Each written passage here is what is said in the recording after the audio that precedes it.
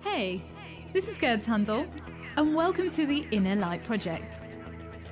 This show is for anyone who's wanting to lead a happier, healthier, and enlightened life. Create more self-love, inject more joy and abundance into their daily life. Join me for inspiring interviews and spiritual topics so you can shine your inner light. Hello and welcome to the Inner Light Project. My name is Gerd Handel, and today I want to share with you someone who is helping women transform their past and live in the present moment. Petia Kolibova is a woman's transformation coach who helps you to stop playing small from toxic relationships or unhealed childhood trauma to create a life that's connected to your soul's purpose. Hi Petra, I'm so grateful to have you on the show and thank you for joining us today. Absolutely. What an honor to be here today. I'm excited.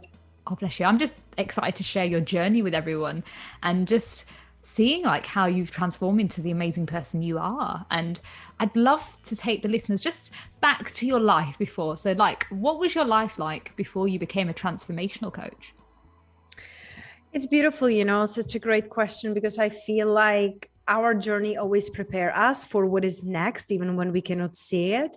So before I started, working with women and coaching women and doing retreats and travel internationally, I needed some help myself, coming from a small town back in Czech Republic and just really feeling unseen and unheard and basically even unlovable. I felt like unworthy and unlovable based on the upbringings that I had with abusive stepfather and living in really small town and small-minded people. So I was searching for the hope. I was searching for the inspiration. And throughout my journey, I became that because I personally went through, like I mentioned, the toxic relationship in our families, then bringing it into my love relationships that were toxic and really hating on myself, hating on my body, 2 decades of eating disorder, attempt of suicide, depression, anxiety. So it's like I became the one that I needed on my journey. I feel like that's where the trust and authenticity really stands, because if somebody it's really unhealthy and tells you, oh, you have to eat really healthy so you're healthy, and they're not, you're like, well, what do you know about that? So me really going through my darkness helped me to be even more nurturing, loving, and compassionate, and really see the potential in women when they cannot see it yet themselves. Wow.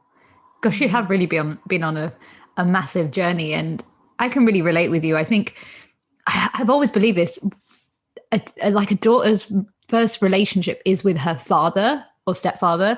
So if that relationship isn't like loving and understanding and accepting, that can affect the relationships that they have later on in life. Like my father I love him to bits, but he was very strong, and I think we've had similar cultural upbringings where it's you have to follow what the culture says and people please as a woman and as a young girl and put everybody else ahead of yourself except yourself. And I really understand what you're saying, because even when I look back at my own journey, I really had to find a way to love myself, because I honestly didn't know how to love myself. And for me, back in 2012 was the turning point when I had a cancer scare, which woke me up. And it was if I don't heal now, I'm going to go on a really dark path, because I'd gone through yourself, depression, anxiety. I'd gone through an eating disorder. I had many health problems. And it was just I just needed that one moment to make me wake up. And I feel the same with you. Something must have happened, right? What was the turning point for you? That's a great question. What is the turning point? And I feel like there was not one big point. There was millions of little points that were, it's just putting the nails into the coffin, and really realizing that there must be more in life. And that's what I lived with, having this feeling there must be more in life than what I'm experiencing and living right now. And I wasn't open to settle. I wasn't open to, stay where I was. And so many people, they just are. So I feel like for me, it was very important to have that hope. And there were so many, there was just slaps in the face, finding out that my ex-husband was cheating and going through the eating disorder and going through like feeling unappreciated and unseen in my corporate job when I was just treating it as my own job because I love it, like my own company because I loved it so much. It's just like so many things just lined up together, and it just came to the point like, no more, I can't. Like, this can be it. Like, I was thinking to myself, like, this is so silly. Why we would come here to be born, to lose the sense of who we really are because everybody's telling us what to do and who to be and what to wear and what not to do. And then you get married, go to school, get the job, get the kids, and then you are numbing yourself, whether with shopping, food, drinking, just not feeling happy with who you are, and then you die. I'm like, this is silly. Why would we come to live if it's just this? Yeah. Wow. I can really relate with what you're saying. I feel like a lot of people don't realize that we're not living. We think we're living, but we're living in a system that's been designed by humans to control us. And it's only till you peel off all those layers, like you're saying, the upbringing, also like the job mindset, like marriage, and all these like ideologies that we've kind of grown up with that we need to follow. Like, you leave school, you need to get a good job, you need to get good grades, you need to get a great house, you need to get, it's just like this constant expectation of us that we need to live in order to fit into society. But really, the divine already created us as who we already are. Like, there's so much magic within us. And I feel like a lot of people don't realize that we have all the keys within us. It's just that we've been so, what's the word, restricted to actually know who we are. So I always say this thing, like, so many years of education, but no like years of, oh God, I've forgotten it now. It was something like so many years of education, but no education of self.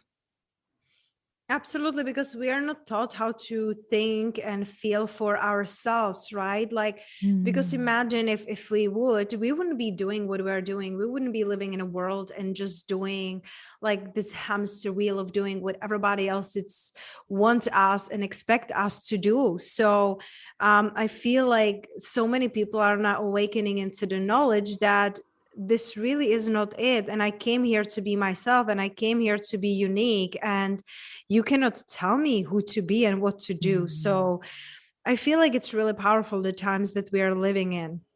Yeah. And what was there, like, you had this like massive like breakthrough. So what was like the next stage for you? So like what did you do next to like bring back your power? I feel like for me, it's to realize that I don't have to do this alone. I started to listen to the podcast, reading the books, really tapping into self-love, self-care, creating healthy boundaries, and then starting to hire mentors. Like throughout my journey in the past decade, I was, hiring like more mentors and more people who could see me and who I could really relate on what they are doing in their life. And I feel like that is so important to me, to really be connected with the people who are aligned with their purpose. And so starting to invest in online courses, in Reiki, in massages, in working with life coach and business coach, I feel like that really opened me up into seeing the world in a different way, and also really allowing myself to be me and to do things that feel true and right to me.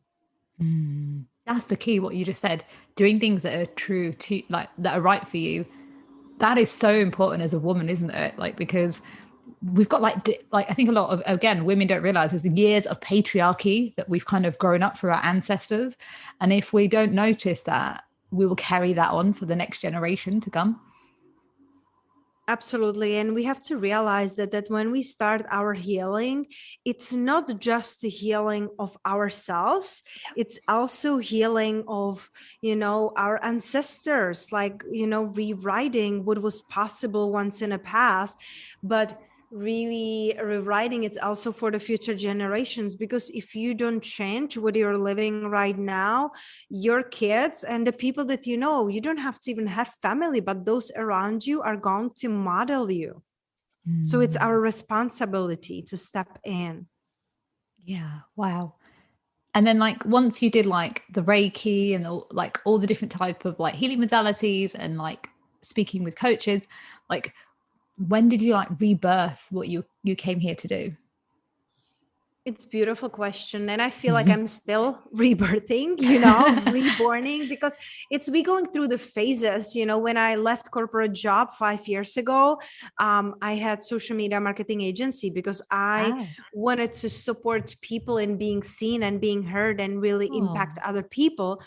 And I realized that so many of the good people, they wanted to be helping others and they didn't know how to be seen and how to be heard. So I helped them with, you know, the social media. I did that for a couple of years, and then I realized, I'm like, wow, I'm doing all this work for others, but then they disconnect and they're not being really true to their purpose, because, you know, once you disconnect and delegate everything, then you just don't care. You don't care so deeply. And that's a gap for me, because I care so deeply that I want other people to, you know, care too. So that was the time that I stepped into coaching women how to transform their life, their abundance, their finances, their relationships. And it keeps unfolding and changing. The who I was helping, you know, 3 years ago, it's not the woman who I am helping today, because I myself, I have grown, I have evolved, I have changed.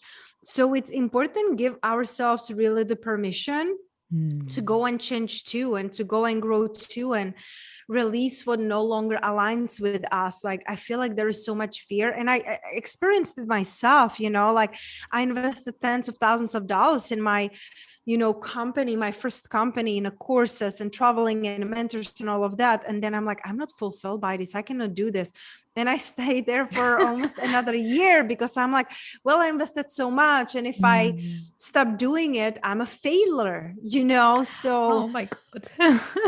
it's just fascinating how hard we can be on ourselves, but we would never be this hard on the people that we truly love. I just want to touch up on what you said there, because I'm picking up, right, that you used to be an alpha female. I can pick it up because I was one as well. I used to be a journalist, so I totally understand in the industries we've both been in.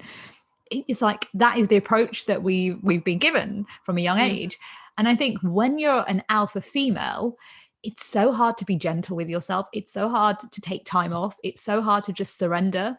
And I think as an alpha female, like I don't call myself, well, I'm not really an alpha female now, but back when I was, I've learned over the years that it's okay to be kind to myself. It's okay to say no to things that I don't want to do. It's okay to let go. Like you said, in your business, you had to let go. And I think once you can dive into your feminine side, then you're able to balance your energy. I think so many women, it's to do with like, you know, the work environment. It's a very male orientated world where it's like if you show emotions, then you're soft or you need to toughen up. And I think that really needs to change in society, because actually women have so much power within themselves. Femininity has so much to give into the world. Like it helps to balance out the masculine energy. Absolutely. And that's something that I had to learn to balance, because it's not this or that, but having a both, right? Because you cannot have business and be only on a feminine energy. Well, how will you show up on time on your appointment? How are you going to provide for the people you work with, whether you have employees, whether you have contractors, you know, whether you have clients?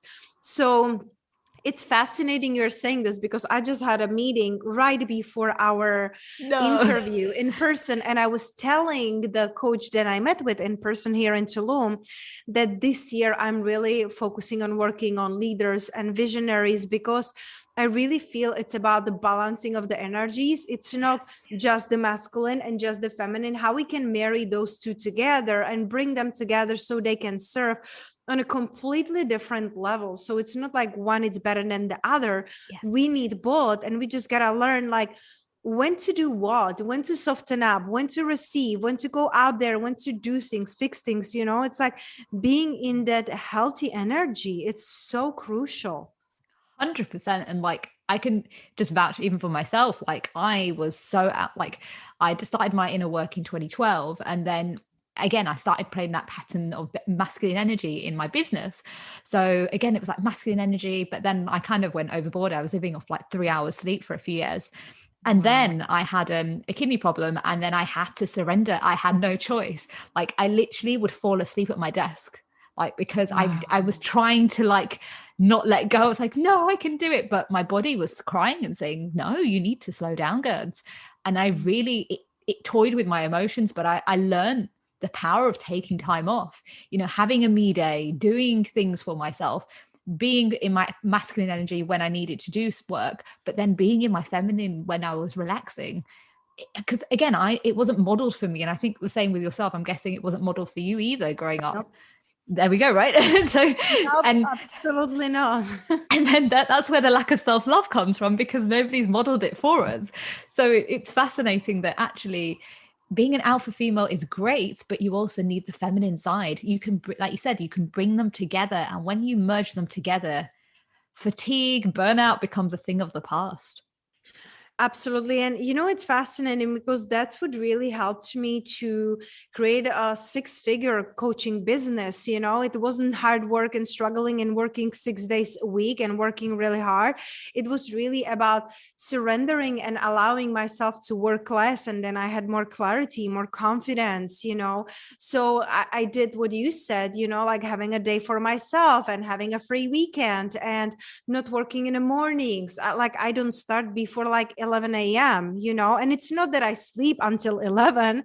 I wake up around like 5, 6, 7, and we go to the gym with my husband and we have our morning routine. So I created the space where I can surrender and pour into myself, because I really believe that how you treat yourself, it's how you teach others to treat you. And if you're always available, and if you're always like in the reactive mode and feeling like you are the one who is going to save everyone and fix everyone, well, then again, you're burning yourself and it's not healthy. And we both like experience it. You had the scare, a few years ago with your health. And for me, I had the adrenal fatigue and inflammation in my knees and so much pain in my body. And, it's just, we're sabotaging ourselves, and it doesn't have to be this hard. It doesn't.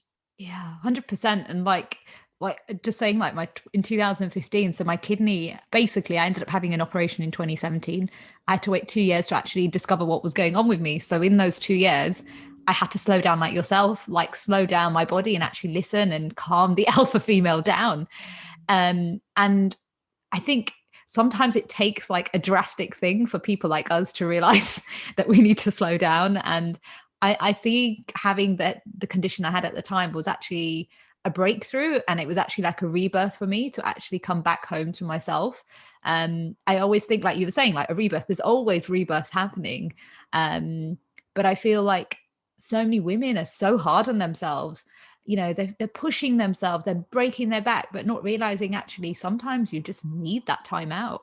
You need that time out to actually ask yourself, what do I want to create in this world? Who am I supposed to be? What brings me joy? And I think that is what the key is for women to rise back into their power. Absolutely. We came here to be lit up. We came here to inspire others. We didn't came here to just slave, from the morning till the night and feeling like frustrated and angry, right?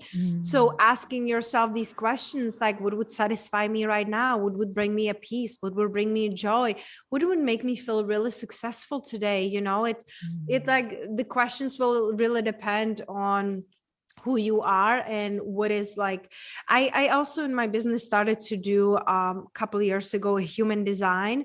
So anytime I'm speaking to someone, I also look at their human design, like really understanding yourself. It starts all with you.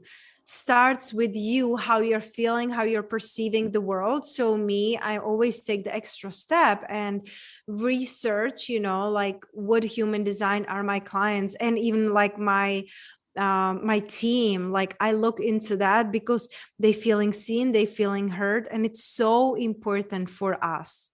That's beautiful. I love that. And human design is amazing. It's so fascinating. It's life-changing, really. Yeah, and it's interesting. It only just came out a few years ago, but it really does make sense, and it really helps you to really understand who you are. It's one of the like many modalities, right? But the human design, it's the one that really helped me to open up my eyes to who I really am. It's Wow. there is no other modality that I really feel that helped me to step into like my truth and who I am. Mm, that's beautiful. I just want to go a little bit back about your eating disorder. I just remembered like that. Would you say that the eating disorder was linked to you not having control of your life? It's fascinating because when I look at it logically now, it does make sense because we always connect the dots looking backward. Mm. But back then, I didn't feel like it was control. I was searching for love. I wanted to be loved, Oh, and my stepfather back then, like I'm 11 and he's telling me, don't eat so much. You will be fat. Look at you. Nobody will want you. Who will want a no. fatty and things like that. So I was thinking back then, if I shrink myself, if I'm smaller, then I will be worthy of love and I will be worthy of protection. So back then, it was not so much control. It was like, I want to be small. I want to look small. I want to be petite. So I am worthy of that protection and love. And I want it to be, like lovable. So Mm. that's why how it like started. And then of course it's when you're seeing the world on the outside that nothing is working as you planned and everything feels like you have no say, especially right as a teenager. Yeah. Everything is decided for you.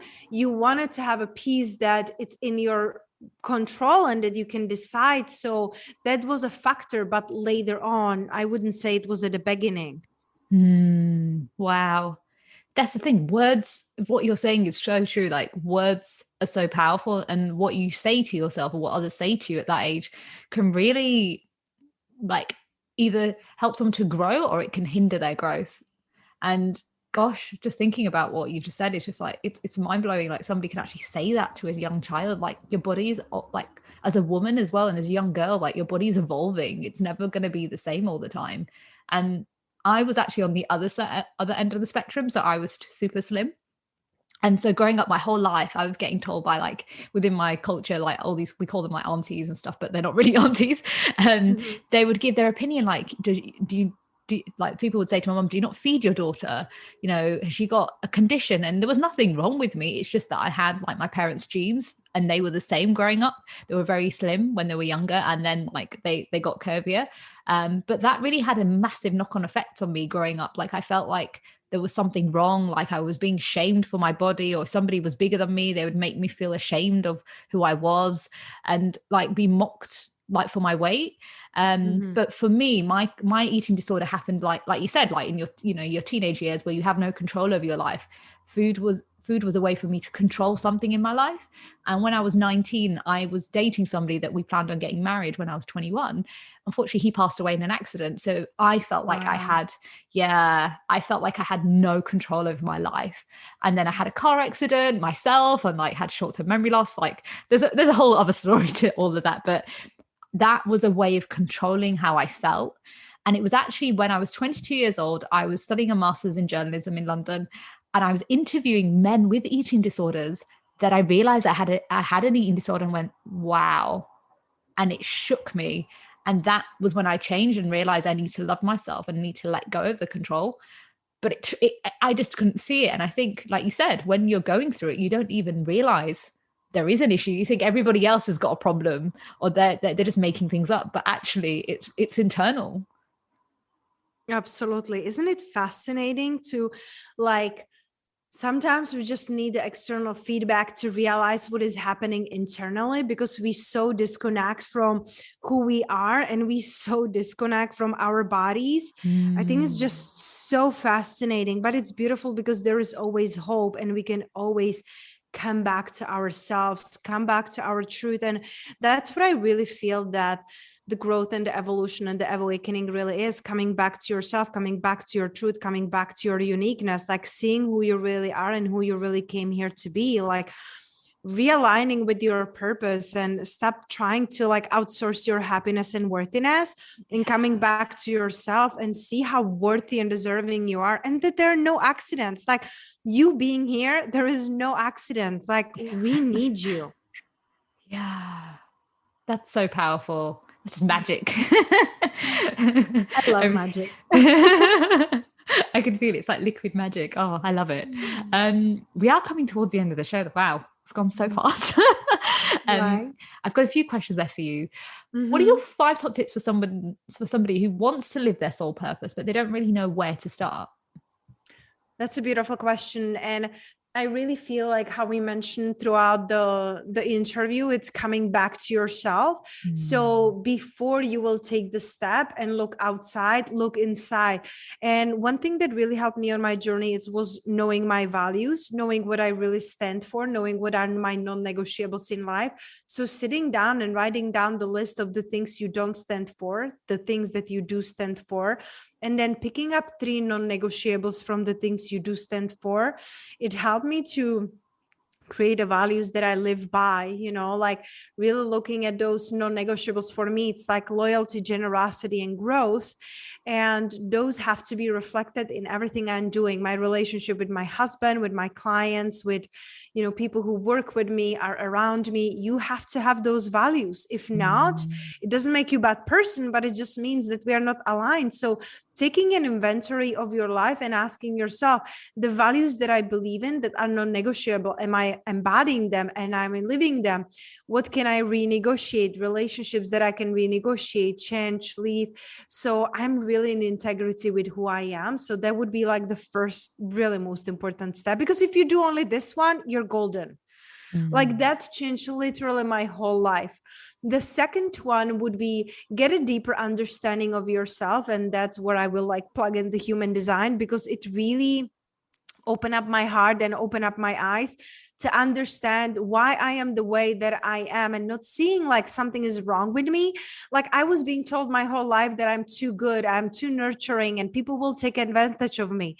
Well, through human design, I learned that I'm a nurturer, and that's why I'm here. I'm here to, align people with their purpose through sensitivity and nurturing. So there is nothing wrong with me. That's who I was designed to be. So getting a human design reading, or just getting your chart and understand what is your design. It's a beautiful first step. And I started to do human design readings because I'm like, everybody has to know. Like it's so freeing and liberating that besides my coaching, I do also a human design reading, just because I feel that it is so liberating and freeing to see yourself and your loved one in the truth of who you really came here to be. And then the third step is, now that you know who you are and what you stand for, you get to create clear and healthy boundaries, because so often we are afraid to not speak to our family, release our friends, leave the job, and it doesn't align with who we really are anymore. So looking at your life and ask yourself, with these people, with these situations, with these places, does it really align with where I'm heading? It might be perfect and beautiful to serve you to grow into the person who you are today, but is it still serving you and helping you to be the person who you are becoming, where you're heading? That's very important, to create a healthy boundaries. And it doesn't mean that you will like divorce your whole family and never talk to them again, but just having boundaries, not talk to them every day and see them once a week or once a month. And just know that you growing doesn't mean you love someone less, but you just got to have a space for yourself. And so that is the third one. And the fourth one is, and we talk about it too, and I love it, creating a space just for yourself, whatever it looks like for you. If it's a morning routine of 5 minutes, just sipping on a tea and being fully present, or an hour in the morning that you really pour into yourself, or a night routine, or having, like we do Saturday digital detox with my husband when I don't touch any technology. And it's just so enlivening to create the sacred spaces for yourself when you're present. And listen, there are days that I'm like, I just want to chill, I want to do nothing, and I will just watch a movies or I will bake, or just like really coming back to me, what would bring me satisfaction today, what would bring me joy. So having those days non-negotiable, and that's not like once in a year when you have a holidays or vacation, but creating every single day space for you, even if it's just 5 minutes, and once a week having a few hours. If you cannot, like, if you feel that you cannot have a whole day for yourself, having few hours that you will do whatever you want to do. It's life-giving. And the fifth one, remembering you didn't come here to do this alone. You didn't come here to try to figure it all out. If there are people who inspire you, if there are people who are living the life you want to be living, work with them. Whether you start reading book, listening to their podcast, whether you do coaching sessions with them, taking their courses, but allow others to support you in your journey, and don't try to do it all by yourself. Oh, those are beautiful. And I just want to go back to the number 2, the sensitivity. You were talking about human design. I just want to say that everyone just needs to realize sensitivity is so powerful. It's a gift to be able to hold the space for somebody and allow them to be vulnerable, and allow yourself to be vulnerable as well. Like, I used to be the same. And I think maybe this is our alpha female days. Growing up, like, we were told like sensitivity was a weakness. You shouldn't show your emotions. But actually, we were hiding behind the alpha female energy instead of actually allowing ourselves to be vulnerable, allowing ourselves to be heard. And I think there's so much power in sensitivity than we ever realize, because when you have sensitivity, you're able to open up to somebody else as well, and they then feel vulnerable to share with you. Absolutely. And you know, like Brené Brown said in her book, like, vulnerability, it's a strength, because it helps you to connect with people on a deeper level and feel everything deeper. You know, sometimes it means to feel more than we would like to, and see more than we would like to. And that's a part of our evolution and growth. I would rather feel more than lock myself, like I did, build the walls and didn't feel and pretend like I'm okay, and then being just dying inside and suffering quietly. Yeah. What are you most grateful for? My husband. Oh, love it. Yeah. He's like my best manifestation. There are a million things, because I do like journaling every single day, you know, but I feel like my husband is the first man who really sees me for me. And it's because I did all the inner work. It's not like he fell from some magical planet, you know.